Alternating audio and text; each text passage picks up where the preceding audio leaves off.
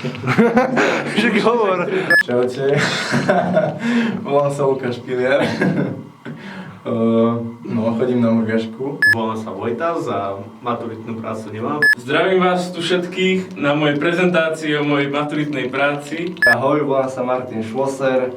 Chodím na Murgašku do 4. E. Som na ňu hrdý. Taký voľný stav by sa nenájde? Toto je mikrofón asi. Môžem sa použiť. Ale nie, je to statív asi. Na toto nakrútiš. Ale hovno nakrútiš, keď to je veľké, pozri sa. Koľko dávate na bench? 360 kg. Vidno. Lukáš, daj menu, švaj si. Jeb na to, daj menu. Fakt ti raň, kurva, pozri, čo mi to robí. Som tam 4 hodiny, spravili sme Kokot. a išiel som domov.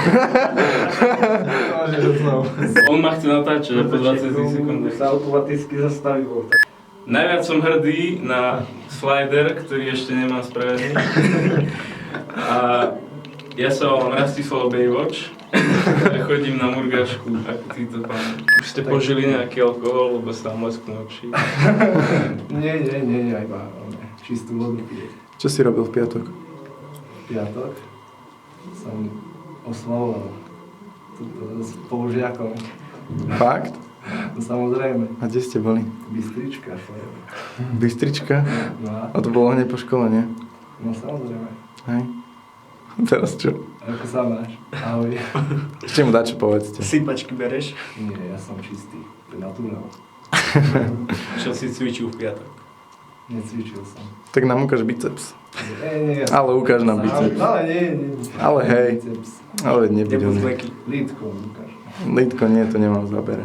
Tak aspoň, bradavku. Nie. Aký máš názor na Justina Biebera?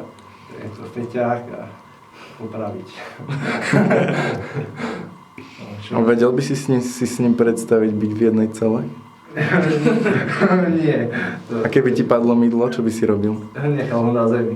Tak čo by som ešte povedal? Včera som sa skoro zabil, keď som natáčal vlak. Fakt. Skoro nás to odfúklo.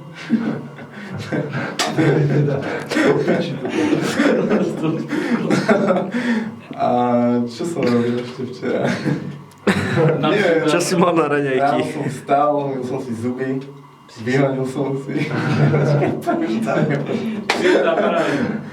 No, neviem, na raňajky som mal asi chleba s maslom a šmalcom, hej, šmalec, no, aj ako cibulu som stal.